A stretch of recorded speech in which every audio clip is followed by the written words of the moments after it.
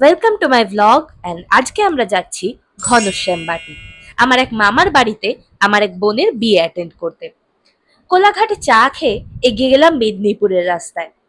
সবাই প্রচন্ড এক্সাইটেড ছিল। একে তো বিয়ে, তার উপরে মা আর দিদা অনেকদিন বাদে দেশে যাচ্ছে। আমার মায়ের জন্ম এখানে, বাট 10 বছর বয়সে ওরা কলকাতা শিফট করে যায়। কিন্তু বলে না, শিকড়ের টান, তাই গিয়েই পেরিয়ে গেছে পাড়া চষতে।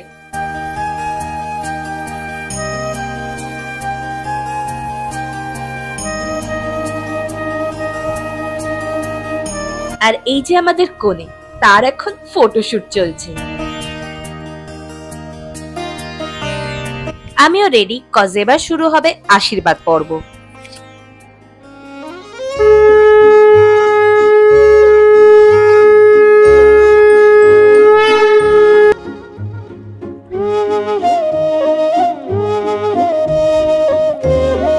একে একে মেয়ের সব আত্মীয়, মাসি, মেশো, পিসি, পিসে মশাই, মামা, মামি, কাকা, কাকিমা, দিদা, দাদু সবাই আশীর্বাদ করছে। আর লাস্টে করবে মা বাবা। আশীর্বাদের সাথে সাথে অনেক গিফটও পাওয়া যায় কিন্তু। আর পাওয়া যায় প্রচুর অ্যাডভাইস যে কিভাবে বিয়ের পরে ভালোভাবে সংসার করতে হবে।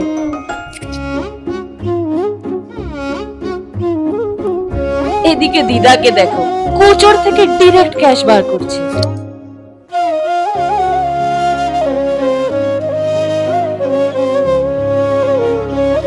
বিকেলেই বিয়ে, তাই ওদিকে সাজানোও চলছে জোর কদমে।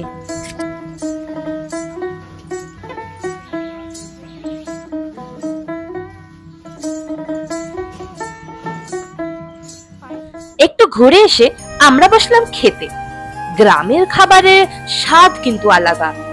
মাছ, ডাল, তরকারি দিয়ে ভাত মেখে খেয়ে শেষ পাতে পড়লো রসগোল্লা আর চাটনি পাঁপড়। এবার পালা গায়ে হলুদে। পায়ে আলতা মেখে কোণে তো রেডি, কিন্তু বাকিরা?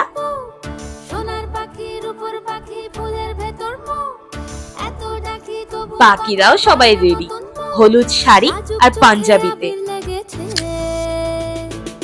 গায়ে হলুদের নিয়ম হচ্ছে, ছেলের বাড়ির থেকে গায়ে ছোঁয়ানো হলুদ আসবে আর সেই হলুদই ছোঁয়াতে হবে কোণের গায়ে।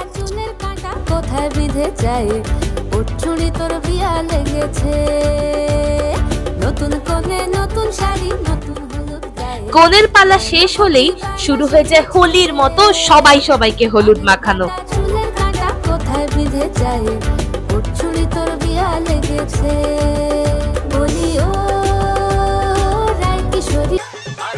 এদিকে মেয়ে আমাদের বিয়ের জন্য এত এক্সাইটেড, সে তো নাচই থামাতে পারছে না।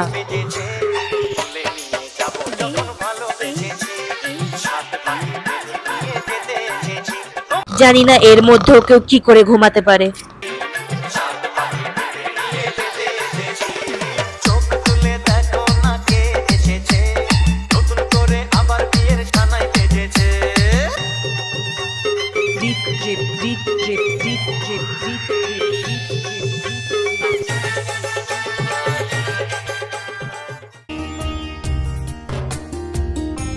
নেচে ঠেচে সবাই মিলে আমরা ঘাটে এসেছি কনেকে স্নান করাতে, বাট কনে এত খুশিতে আত্মহারা।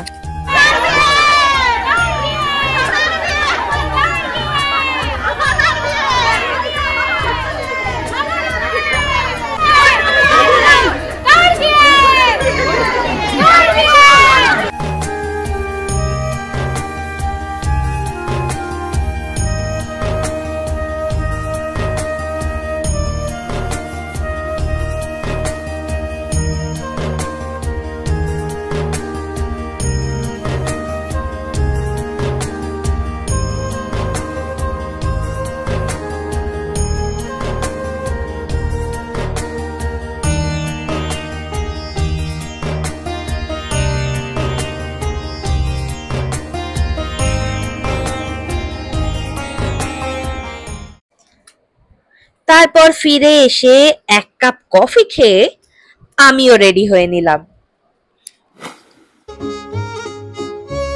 এবার তো শুরু হবে আমাদের আসল কাজ। আরে স্টার্টার খেতে হবে তো।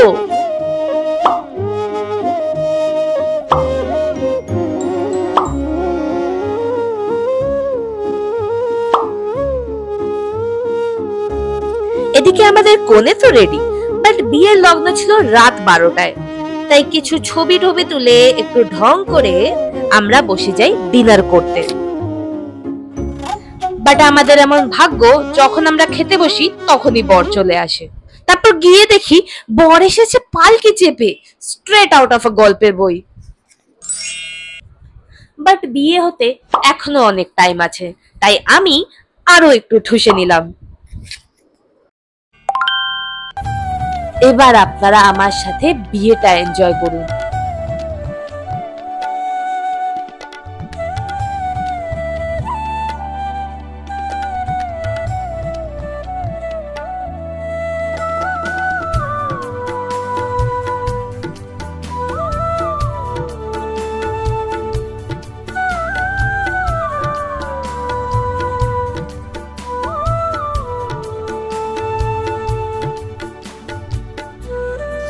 বিয়ে হতে হতে অনেক রাত হয়ে গেছিল, তো আমরা একটু ঘুমিয়েই আবার সকালে উঠে পড়লাম জলদি জলদি, কারণ পরের দিন ছিল মেয়ের বিদায়ের পালা।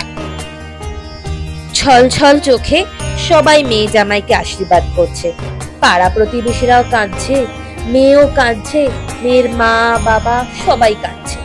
সত্যি মা বাবার মনে কত জোর লাগে যে মেয়েকে ছোট থেকে বড় করেছে তাকে একদিন অন্যের সংসারে পাঠিয়ে দিতে।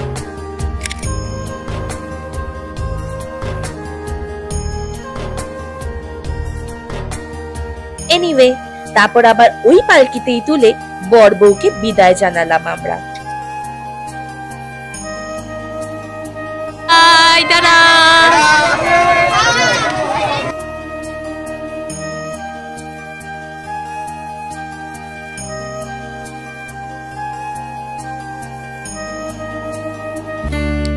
ব্যাস, এইটা আমার প্রাইমারি স্কুল, ক্লাস 1 থেকে 4 অবধি আমি এখানেই পড়াশোনা করতাম।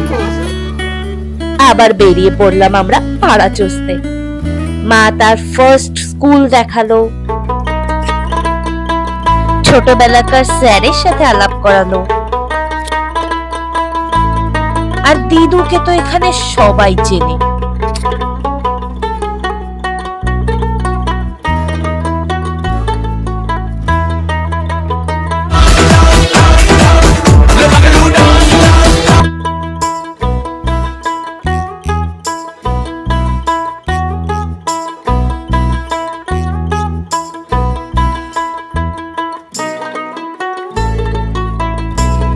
কয়েকজন মহিলা দেখলাম এখানে বসে ধূপ বানাচ্ছিল, আর প্যাক করে সেগুলো নাকি তারা বাজারে বিক্রি করবে পাইকারি দামে।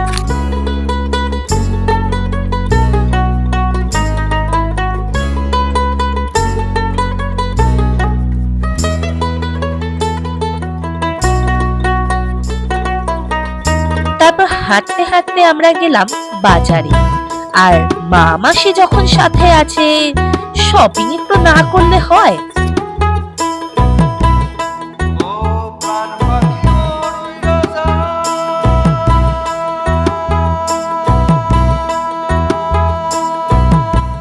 ওমা, ঘরে ফিরে দেখি সবাই বিয়েতে পাওয়া গিফট গুলো খুলতে বসে গেছে, মেয়েকে ছাড়াই। এটাও খুব এক্সাইটিং একটা কাজ কিন্তু। তারপর রেডি হয়ে আমরা গেলাম বরের বাড়িতে বউ ভাত খেতে, যেটাকে বেসিক্যালি বলে রিসেপশন। এখানেও একটু স্টার্টার ঠুসে মকটেল আনতে গিয়ে দেখি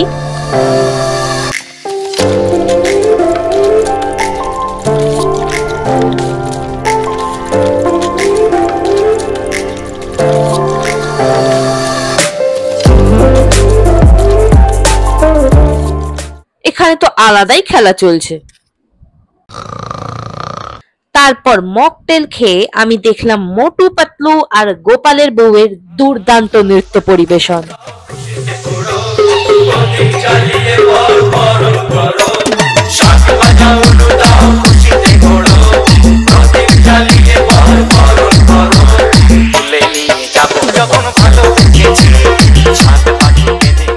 তারপর খেয়ে দিয়ে সোজা বাড়ি। পরের দিনই আমাদের ফেরার কথা, আর দেশের বাড়ি গেলে মা দিদা যদি বস্তা ভর্তি শাক পাতা না আনে তাহলে কি হয়? তাই চলছে তারই প্রিপারেশন। এদিকে ব্রেকফাস্ট করে আমি এই দুটোকে বললাম চল ব্লগ বানাবো, ব্যাস রেডি হয়ে চললো।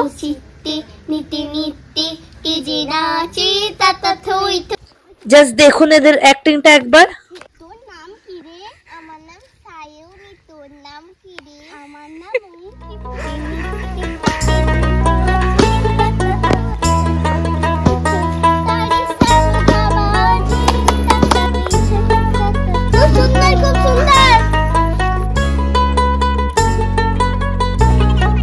তারপর দুজনে মিলে ঘুরে ঘুরে আমাকে অলমোস্ট পুরো গ্রামের ট্যুর দিল।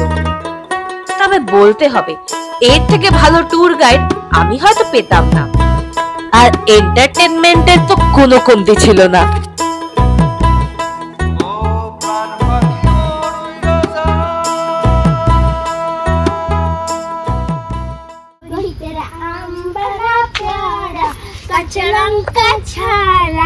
মাগবো কি করে, মাগবো কি করে, যদি তোর আমি তেল দিয়ে আচ্ছা করে মেখে খাবো কি করে, খাবো কি করে। 1 2 3 এলো খুশির দিন, আমি জয় হয়েছি, ঠিক আছে বেটা।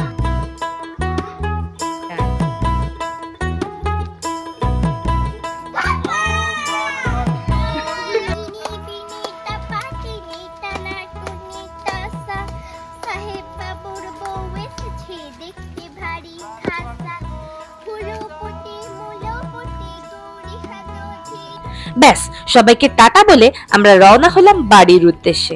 ব্লগটা ভালো লাগলে লাইক এন্ড সাবস্ক্রাইব করবেন আর শেয়ার করুন তাদের সাথে যাদের বাঙালি বিয়ে দেখার খুব শখ।